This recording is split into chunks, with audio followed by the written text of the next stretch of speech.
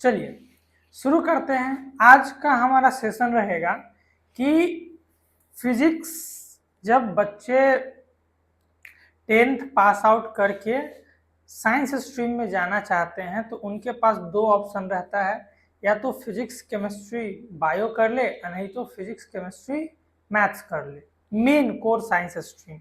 नहीं तो वो एग्रीकल्चर भी कर ही लेता है 11th-12th में। कोर साइंस स्ट्रीम में या तो पीसीबी या पीसीएम, इसमें पी और सी जैसे फिजिक्स और केमिस्ट्री कॉमन है, पढ़ना पड़ता ही है।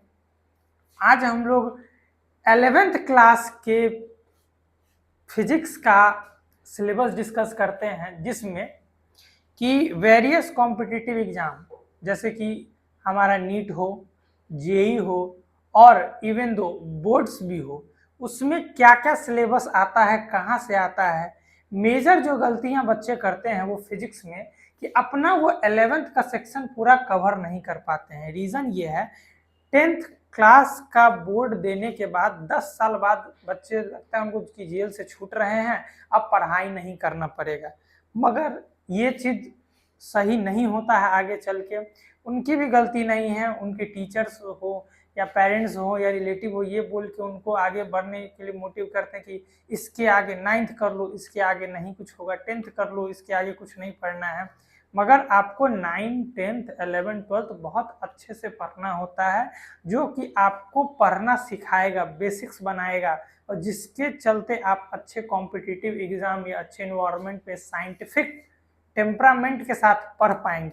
साइंटिफिक टेम्परामेंट बंद होने के कारण, क्लोज होने के कारण या खत्म होने के कारण ही अभी क्या हो रहा है कि 11th-12th में आर्ट्स वाले बच्चे तो कुछ नहीं पढ़ रहे हैं, मगर थोड़ा समय बैक लेके उसके बाद वो आर्ट्स लेके फिर जब सिविल सर्विसेज यूपीएससी बीपीएससी कर रहे हैं तो उनका ऑरा बन रहा है, और साइंस वाले का कुछ नहीं। फिर वो जाके फ्रस्ट्रेट हो जा रहे हैं, क्योंकि 11th-12th में पढ़ तो वो खूब रहे हैं, और इन सब चीज़ों का लाइफ में वेटेज इतना ज़्यादा है कि कुछ कंपेयर ही नहीं है। मगर सिर्फ पढ़ने के दौरान सब्जेक्ट ऑप्ट कर लेना एक अलग बात होती है, और उसको फील के साथ पढ़ना, उसको यूटिलाइज करना, एप्लीकेशन में लाना, साइंटिफिक टेम्परामेंट के साथ उसको लंबे समय तक बरकरार रखना, ये नहीं हो रहा है, जिसके कारण साइंस स्ट्रीम धीरे धीरे क्या है वो लोगों में कम पॉपुलर हो रहा है। ये हम लोग का इंडिया कल्चर में। दूसरे देशों में क्या है, चाइना, यूएसए वगैरह, ये साइंटिफिक टेम्परामेंट के साथ पढ़ रहे हैं और एडमिनिस्ट्रेशन थोड़ा कम है वहाँ, मगर साइंटिफिक टेम्परामेंट ज़्यादा है, इसलिए वो डेवलप्ड कंट्री है, और शायद इंडिया इसीलिए डेवलपिंग कंट्री में ही रह जा रहा है। एनीवेज, चलिए आइए बात करते हैं। गलती नहीं करना है बच्चों। क्या गलती नहीं करना है? जिन लोगों को भी साइंस में मजा आता है, समझने में, पढ़ने में, उनको हेल्प किया जाएगा इस सेशन के द्वारा। फिजिक्स का 11th क्लास का सेक्शन है, जिसमें ब्लैक कलर से ये जो लिखा हुआ है ये क्लास 11th का फर्स्ट पार्ट और सेकंड पार्ट दोनों का है। ब्लैक कलर से जो लिखा हुआ वो यूनिट का नाम है, और जो मेन चैप्टर्स हैं उन यूनिट्स में भी चैप्टर्स हैं, उनको हम ब्लू में लिख दिए हैं।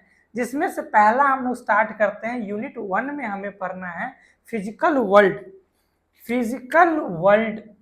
And measurement. इसमें बेसिक्स पढ़ाया जाएगा, समझाया जाएगा कि फिजिक्स को पढ़ते क्यों हैं, क्यों फिजिक्स इंपॉर्टेंट है लाइफ में।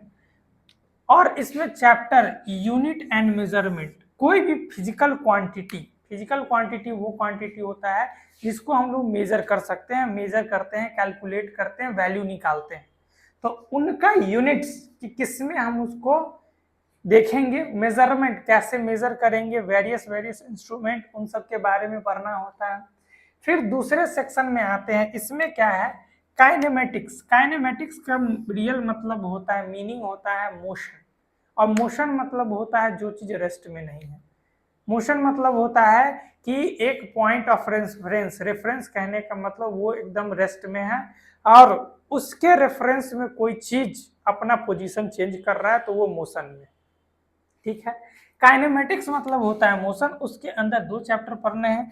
2 चैप्टर में पहला है मोशन इन स्ट्रेट लाइन, जिसको हम लोग 1 डायमेंशन कहते हैं, 1D, और दूसरा पढ़ना है मोशन इन अ प्लेन, जिसको मोशन इन 2D या 2 डायमेंशन कहते हैं।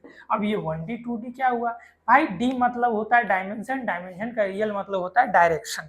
कार्टेशियन प्लेन में हम लोग जो पढ़ते हैं वो north south east west 4 direction पढ़ लेते हैं, और एक्चुअल में कोई पॉइंट अगर मूव करता है वो, तो वो एक कार्टेशियन प्लेन में, अगर हम एक्स वाई प्लेन ले रहे हैं यानी 2 प्लेन, किसी भी स्ट्रेट लाइन में एक ही प्लेन ले सकते हैं, या तो एक्स ले सकते हैं, नहीं तो वाई ले सकते हैं, नहीं तो जेड। तो स्ट्रेट लाइन हुआ एक्स और वाई, वाई या जेड या एक्स आ जाए, 2 प्लेन आ गया यानी 2 डायमेंशन, और एक्स वाई जेड अगर तीनों आ गया तो 3 डायमेंशन। ठीक है। थर्ड यूनिट हमारा है लॉज ऑफ मोशन, जिसमें चैप्टर का नाम है Newton laws of motion. Newton ही मोशन के वेरियस चीजें डिस्कवर किए, इनर्शिया के बारे में बताएं। इनर्शिया क्या होता है कि कोई भी बॉडी जिस स्टेट में है उसको कंटिन्यू करना चाहता है, जैसे कि अगर हम रेस्ट में तो हम रेस्ट ही में रहना चाहते हैं, अगर हम मोशन में है तो मोशन में रहना चाहते हैं, जब तक कोई एक्सटर्नल चीज हमको डिस्टर्ब नहीं करे। चलिए आगे, यूनिट 4 में आता है वर्क एनर्जी पावर। इसमें चैप्टर का नाम है वर्क एनर्जी पावर। अलग अलग डिफरेंट सोर्सेस ऑफ एनर्जी के बारे में पढ़ते हैं। एनर्जी चेंज होता है, mechanical energy, spring energy, non mechanical energy, अलग अलग तरह की एनर्जी। वर्क एनर्जी में कन्वर्ट होता है, एनर्जी वर्क में कन्वर्ट होता है, और एनर्जी या वर्क पर्टिकुलर टाइम में आ जाए तो उसी का हो जाता है पावर। ठीक है। आगे हम लोग का अगला सेक्शन है 5th यूनिट, जिसमें motion of system of particle. अब इसको समझना बहुत जरूरी है। ये सब जिसमें मोशन पढ़ रहे थे, एक सिंगल बॉडी या सिंगल ऑब्जेक्ट का पढ़ेंगे हम लोग। अब जो फिर आगे चल के जो मोशन पढ़ेंगे ये सिस्टम ऑफ पार्टिकल। अब सिस्टम ऑफ पार्टिकल, इसमें हम लोग एक के बारे में पढ़ रहे थे, इंडिविजुअल, और इसमें पढ़ेंगे कि उसी एक एक बॉडी को जब जोड़ते जाएंगे तो एक सिस्टम ऑफ पार्टिकल बनेगा या एक रिजिड बॉडी बनेगा। मैं एक बॉडी नहीं हूं, मैं एक सिस्टम ऑफ पार्टिकल, बहुत सारे चीजें, बहुत सारे छोटे छोटे कंपोनेंट से मिलके मैं बना हूं। ठीक है। इसमें है चैप्टर का नाम सिस्टम ऑफ पार्टिकल्स एंड सबसे इंपॉर्टेंट रोटेशनल मोशन, जो फिजिक्स में सबसे हार्ड बच्चों के तरफ से माना जाता है। रीजन बस यही है क्योंकि इनमें जो फॉर्मूले या जो सवाल आते हैं वो काफी लेंदी आते हैं, और लेंदी आने का लेंदी मतलब है कि वाकई में लैंग्वेज बेस्ड आते हैं, और लैंग्वेज बेस्ड नहीं आएगा तो इतना सारा डाटा केस कैसे बनाएगा कि हाँ एक रोलिंग बॉल है वो मोशन कर रहा है, उसमें कितना एनर्जी, कैसे उसका मोमेंट ऑफ इनर्शिया, ये सब वगैरह, एंगुलर मोमेंटम, ये सब कैसे, जब तक ये सब नहीं देगा तो इसमें जो रोटेशनल मोशन में आता है उसमें रोलिंग मोशन और स्ट्रेट लाइन मोशन दोनों मोशन इंक्लूडेड रहता है।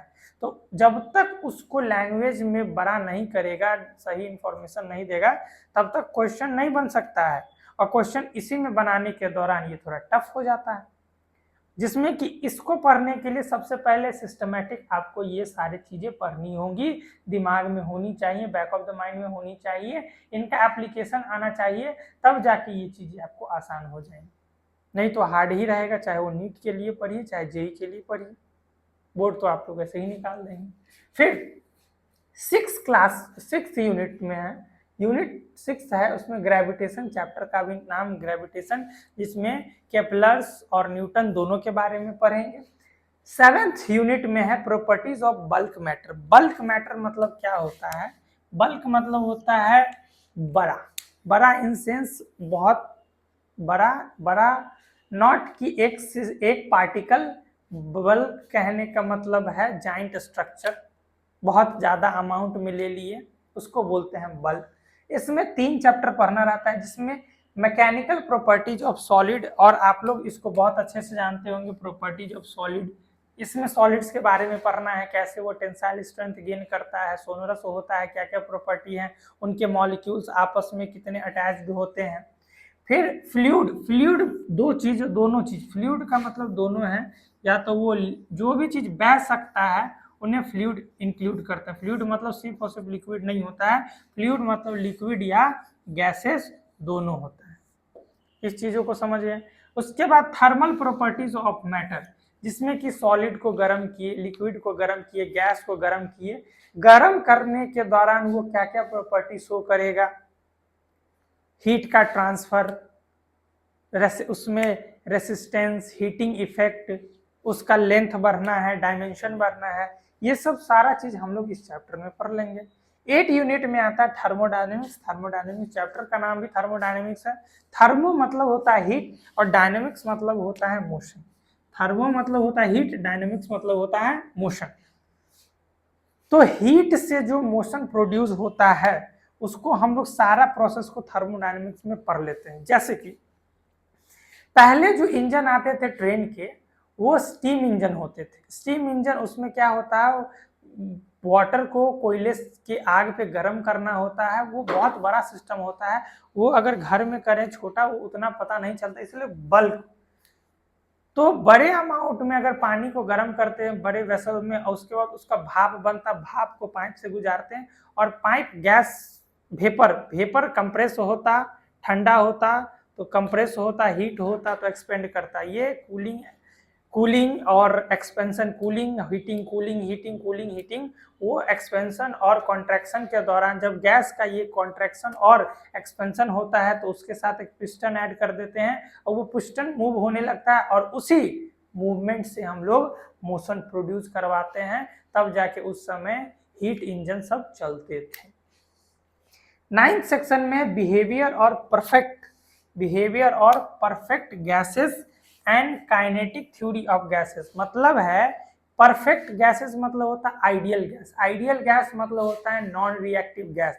अगर हम लोग गैसेस लिए नॉन रिएक्टिव मतलब आपस में नॉन रिएक्टिव है, एक दूसरे से भी नॉन रिएक्टिव है, तब उनका ये प्रॉपर्टीज हम पढ़ पाएंगे कि उनको हीट करते हैं तो कैसा कैसा मोशन शो करता है, रैंडम मोशन शो करता है। फिर उनका उस पार्टिकल जो गर्म हुआ गैस, उनके पार्टिकल का मोशन कैसा है, मोशन में स्पीड क्या है उनका, वो क्या क्या वेसल में जाते हैं तो कैसे कैसे प्रेशर एक्सर्ट करते हैं, उनका वैल्यू क्या होता है, PV equals to NRT, ideal gas equation, वो कैसे अप्लाई करते हैं, उस गैस से वर्क कैसे होता है, ये सब सारा चीज हम लोग इसमें पढ़ेंगे।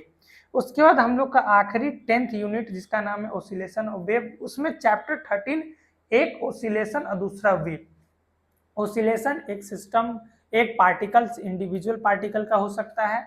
वेव क्या है, वो डिस्टर्बेंस है किसी भी मीडियम में, चाहे वो सिंगल पार्टिकल से हो चाहे वो बल्क में हो। ठीक है, चलिए इसी के साथ 11th क्लास का फिजिक्स का सिलेबस हम लोग डिस्कस कर लिए।